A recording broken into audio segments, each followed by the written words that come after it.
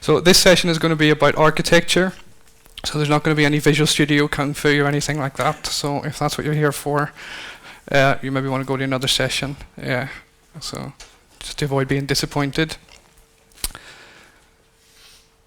So the agenda for what I want to go through today is I want to discuss what the Internet of Things is, because there's a lot of hype around that, a lot of confusion, a lot of different terms, and a lot of people with something to sell who are going to tell you that what they're selling you is Internet of Things. So if anyone was around for the whole SOA wave, you'll know how that feels. We're going to look at what does it look like from an architect's perspective, as a practicing architect. How is the Internet of Things going to impact you? How is it going to impact your projects? What technologies do you need to know about to make it happen? And what does an IoT project look like? So we'll start with a hype warning. I already hinted at. Does everyone know what this is? This is the Gartner hype cycle. And they use it to describe the progression of a technology from being something innovative to being something with extremely inflated expectations, where everyone thinks that this new technology or technique is going to solve all the world's problems. And then after a while it falls into the trough of disillusionment, where everyone is really irritated by the fact that their grand projects failed or didn't make the difference to the world that they thought they were going to, followed by the slope of enlightenment, where people realize that some of these projects actually did work, and then on to the plateau of productivity, where people actually start to make money on these things. And you can see that things like SOA have landed up here now after many years down here. The Internet of Things, this is from 2013. From Gartner, the Internet of Things is still in the innovation stage, which means by this stage we're probably at the peak of inflated expectations, and you're going to meet an awful lot of people telling you that the Internet of Things will solve all your problems, make you lots of money, and all that, which means that we're not very far away from the trough of disillusionment, where customers won't let you mention the Internet of Things when you're talking to them. But like I said, not every project fails, not every project lands in that trough of disillusionment, and there are many factors that lead to this, but one of the main contributing factors is bad architecture. When you take an idea and you try to do something with it that you were never meant to do with it, and that's what leads to people being disappointed in a technology or calling it a fad and things like that. So hopefully one of the things you'll get out of today is that to deliver the Internet of Things, you need a really solid approach to architecture, and you can possibly avoid this and make lots of money for your customers and save the world and everything on the first try. So what is the Internet of Things? At its very core, the Internet of Things is about devices creating information rather than people creating information. So the Internet that we have today is all about people creating information, sharing that information, and accessing that information, and using it.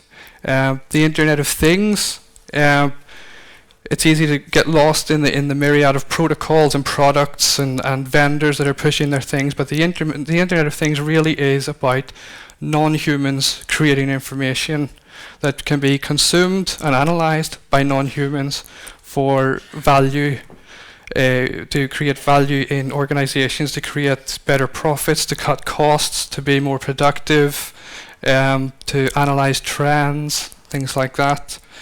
And at the very heart of this is, according to Gartner here, 26 billion devices by 2020. I've also seen the figure 30, 50 and 100 billion devices. It's safe to say a lot of devices are going to be connected to the Internet of Things.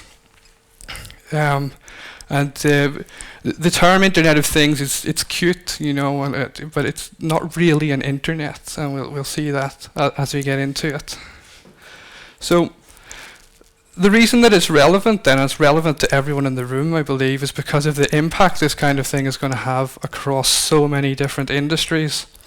I've been out meeting customers across Europe, and in one day in a unnamed European country, I met with a bank, I met with the National Post Service, and I met with an energy company. And the conversation, which wasn't intended to be about the Internet of Things, fell back on the Internet of Things very, very quickly.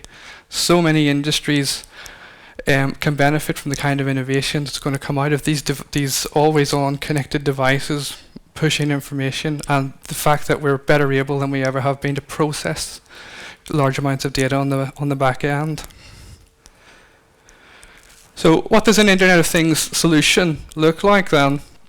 Well, generally it is very, very simple. It's a lot of devices connected to back-end systems. By its very nature, it's message-based and event-driven. So these devices, which can usually involve some form of sensor. So when we talk about devices, we're not talking about tablets and phones. We're talking about small embedded systems that have something to say about the world around them. And by its very nature, communicating this information, when something happens or after a certain amount of time, it becomes event-driven. They have large flows of information. When you have millions and millions of devices connected to your back-end systems, there's a lot of data flowing through it. And this creates a need for publish-subscribe systems to route that data where it's interesting, for devices to be able to tell different systems that different things are happening. You need to be able to perform data analysis on this. None of this is new. None of this should be earth-shattering. And you cannot rightly ask the question, why is this different than SOA? Why can't we just stand up a service and let our devices call these things? And there are a lot of reasons for that. And if we follow that approach, it will generally lead to a complete disaster. One of the problems is addressing. So in an Internet of Things system, it's not just about the device pushing data back to the service. Now, if you try to do that with 5 million clients who are calling your service once a second, that's going to be tough enough to do. But if your service has to be able to address the devices, those 5 million clients on the back end, and those clients might be moving, they're not necessarily on the same network, they're not necessarily in the same country they were 5 minutes ago, things start to get interesting. How do you address those devices? And the obvious thing to do, if you're trying to do this on-premise, and people have been doing this on-premise up to now, the obvious thing is to create, is just to extend your IPv4 network and use DHCP and give each device an address, and with that, each device kind of becomes a server, and then you really are creating an Internet of Things. And about 6 months after making that decision, you'll realize that that is a really, really bad idea. With all the extra infrastructure that's needed to make that happen, it becomes kind of messy. Another problem that you're going to have is protocols. These devices can be extremely small, extremely power sensitive. They don't have, some of them don't have a TCP/IP stack. So you're going to have a hard time running WS star on these things. Right? They maybe don't understand HTTP. One of the biggest challenges is scale. What we see is that it's very, very easy to build an Internet of Things solution and test it with 2 devices and a WCF service and say, this is brilliant, this works. You can even add an MSMQQ and say, we're safe. When you scale that out, people generally run into problems before they get to 10,000 devices, never mind 5 million. Security is also a problem. When you have these little devices and they can't, I just said, they maybe don't understand the TCP/IP stack. A lot of them do, but they're small. Their battery life is a problem, and using transport level security and certificates and PKI is really demanding on these things. Another problem is the huge amounts of data. So if you build your little WCF service and you store your data in a relational database, if you have 5 million devices pumping data in every second and you try to run a query on that table, you're going to run into problems very, very quickly. And that's not just theoretical. We've seen this in real life.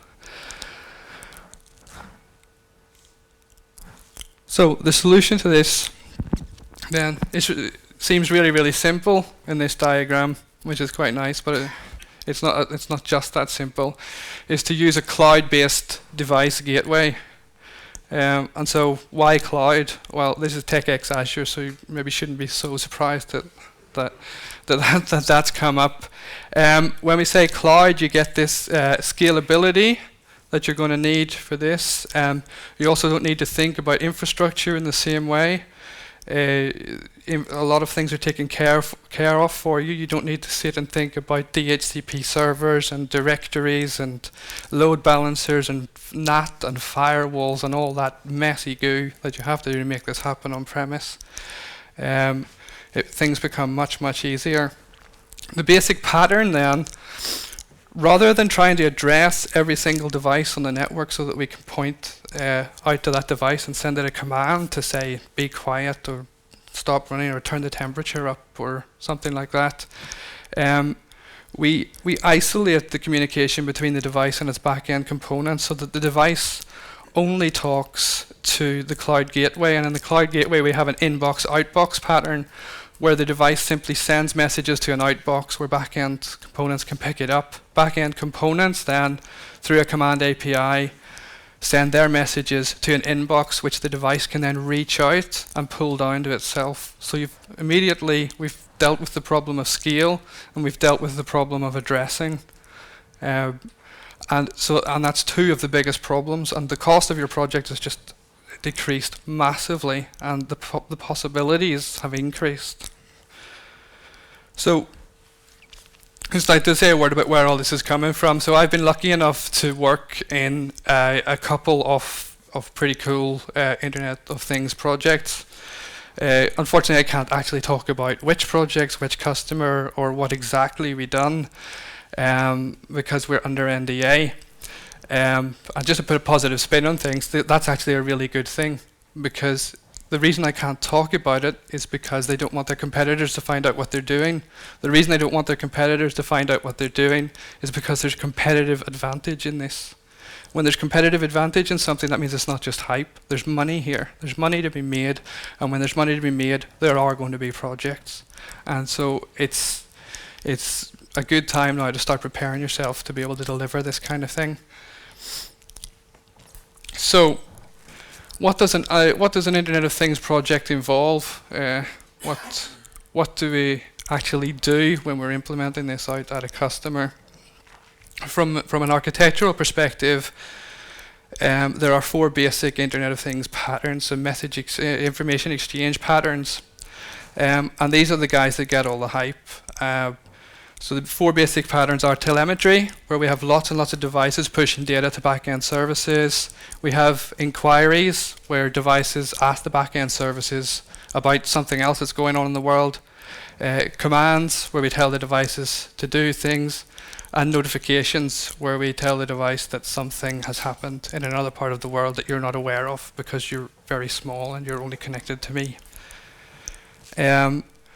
These 4 guys are the ones everyone's talking about. They're the ones you're going to see all the demos about. They're actually the easiest to implement. And focusing on these is that classic architectural mistake of focusing on the functionality and forgetting about the non-functional requirements that are placed on your system. It's actually quite easy to pump data from a device to a service. It's quite easy to send data to a service once you get past the addressing issues. The things that you're going to spend most of your time doing if you undertake one of these projects, firstly, is provisioning.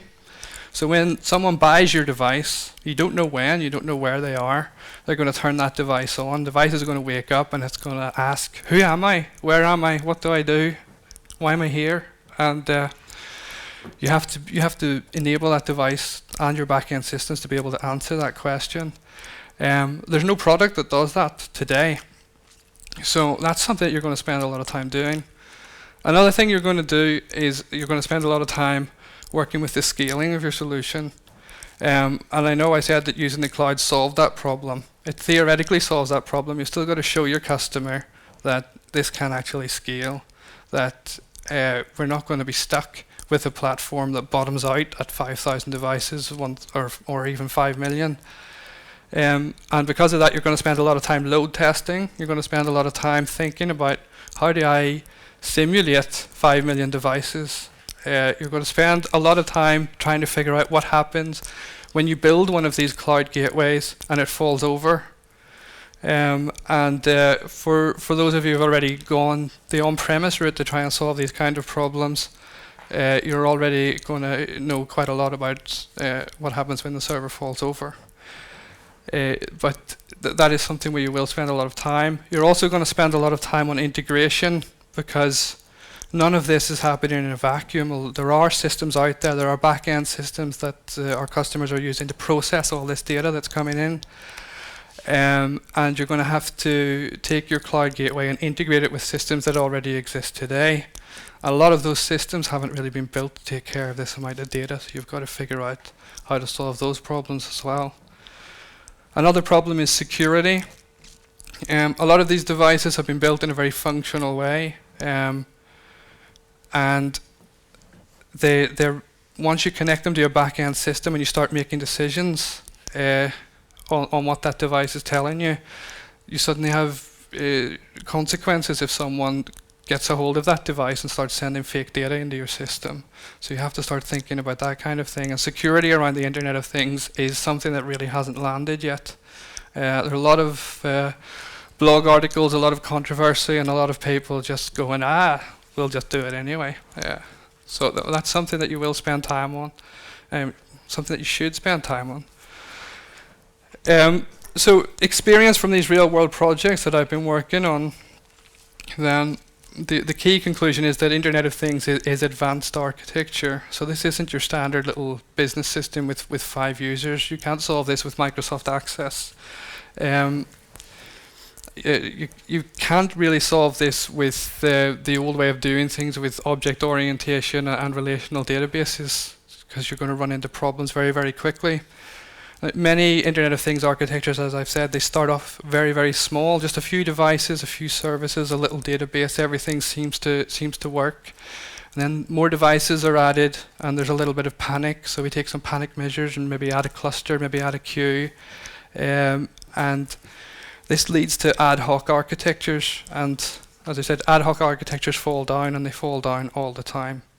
And this is something that you really want to avoid, because if you build a business that's based on the data that's flowing in from 5 million devices, you can't have a system that falls down and then have a stop, and then when you start the system up again, those 5 million devices have a lot of data and a lot of things they want to tell you, and your system's going to fall down again. So really the key to a successful Internet of Things project is really thinking these things through from the start and avoiding this ad hoc route to a solution. And like I said, if relational database management systems and object-oriented design are the way you're building systems today, then you're going to have a think about that and have a look at the new ways of doing things. And I mean, even Windows Communication Foundation and more advanced ideas within service orientation aren't going to help you here. You need to look beyond them and to the new crops of patterns and ideas around CQRS and eventual consistency and NoSQL and that kind of thing to solve a lot of these problems.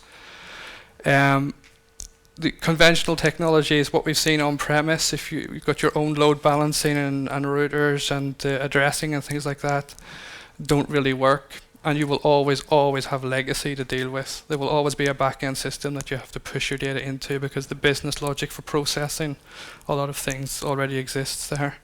So the chances of actually coming across a greenfield project where you're going to build everything from scratch are very, very small. And so it's perhaps quite controversial, but I'd say that the old ways of thinking, and a lot of us after many years are programmed to start breaking systems down into databases and objects. In fact, universities are still teaching that. That way of thinking is dangerous, because this is a kind of scale that most of us have never seen before, having this many devices continuously talking to a back-end system. The importance of scalability and availability become even more important in this kind of solution, and the impacts of not being able to scale or poor availability are tremendous in this, because you could be selling these devices to an awful lot of people. Poor availability means that they can choose another device, and these devices are cheap. I would say, just some advice: don't focus on the device. Like I said, getting the device to talk to the back end, that's quite easy. Even if the protocol choice presents a lot of factors there. And I would also say don't obsess on choices. So there are customers who are sitting. There are a lot of protocols within this. There's XMPP and MQTT and AMQP and CoAP and a whole lot of different protocols. And there are a lot of people. It's very easy to end up in the whole analysis paralysis trap. So it's just some of the reflections we have from seeing these projects in real life. So what kind of technologies are we talking about? If you're going to build this cloud gateway, what do we actually need? Well, at the very, very center of this is Azure Service Bus. And you've seen the inbox-outbox pattern. How do we do that these days? We do that with topics and subscriptions and filters, and we fan messages out to the devices using forwarding, and we fan them in using topics and subscriptions and filtering and routing that are baked into Azure Service Bus. And Azure Service Bus is very, very easy to get started with, and if you try and build this kind of thing yourself, you're gonna suffer a lot. And we know that because we've seen it. AMQP is a wire level protocol. It came from JP Morgan in 2007. It follows the kind of more evolved idea of SOA of having smart clients and dumb pipes. So in contrast to WS Star, where we had a wire protocol where we tried to solve everything from security to queuing to reliability to everything. AMQP just pretty much concerns itself with what's happening on the wire and makes sure that it happens in an orderly fashion. Hdinsight is our implementation of Hadoop. When you've got these masses of data coming in, you've got to do something with it, you've got to answer questions. You're going to need more than reporting services to make that happen. Every project I've worked in so far, the need for sending notifications to mobile telephones has come up. So we don't actually, these devices have no real human input, but there is sometimes a human who's very interested in a particular device, and the way to make that happen is not to put a screen on the device, because they're mostly this size. But the way to do it is to route the messages and what's happening to a mobile phone application, and we have some technologies to make that easier. One of the things that we really relied on were just simple Azure cloud services like worker roles in Windows Azure. One of the things that we had to spend a lot of time doing in our projects was building load testing components. And that's something that can be done very, very quickly. So how do you simulate 5 million devices? Use Windows Azure and just scale out. And of course, then once you get into real world projects, you come crashing back down to earth and realize that this brave new world that we're in really isn't changing that quickly, and you end up working with things like FTP as well. So if we go back to our cloud gateway and see where do these technologies fit in, we can see here the AMQP protocol used to communicate between the devices and the protocol head. There are a whole lot of other protocols like MQTT, I've mentioned, in CoAP and things like that. They're kind of considered to be last mile protocols, so that they're not really enterprise ready protocols in the same way that AMQP is. Service Bus solves the inbox-outbox problem, and we have two distinct patterns then, where we talk directly to Service Bus through AMQP, and where we talk to Service Bus through a custom gateway that we build for this last mile. So something that interprets the MQTT protocol and allows us to make those calls back to Service Bus in order to let them reach the back-end components. On the back end, we have Azure databases. We have table and blob storage for massively scalable storage. We have Hdinsight for processing. Yet more Service Bus, BizTalk services for integrating with those on-premise systems that you're not going to be able to avoid. And of course, Web API, which is what we've been using to talk to the Command API. Security at the minute is being taken care of by the Access Control Service. There will be more developments there. So I only have 5 minutes left, so and push on with this. I don't know if you've seen the session at Build on the Internet of Things and Windows Azure.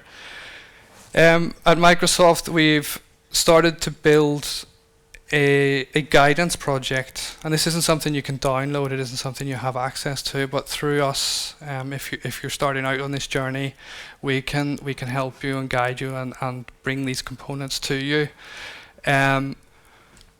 Project Reykjavik is our cloud gateway that we're working on building. Like I said, it's not a project, it's not a product, it doesn't have a SKU, it's not something you can buy or download, but it is something that you can come to Microsoft and say, I'm trying to connect millions of devices and do something with the data, how do I do it? So a lot of these things that I mentioned that you're going to spend your time working on, like security, provisioning, working with data, are taken care of in this custom protocol gateway host to handle these smaller, more lightweight protocols are also there, and we have adapters that connect to things like Hdinsight and BizTalk and Project Orleans, which is a new platform for distributed computing that we announced at Build last week. That's really a very exciting way to do massively parallel distributed computing. So if you're starting out in this journey and feel like you need a little bit of help, this can be a fantastic support in that work. And so just a few last words about things that you should do in an Internet of Things project. One of the most important things to do is to define the scale unit of your project. And so when you design a solution based on the cloud gateway, based on the patterns that I've shown you here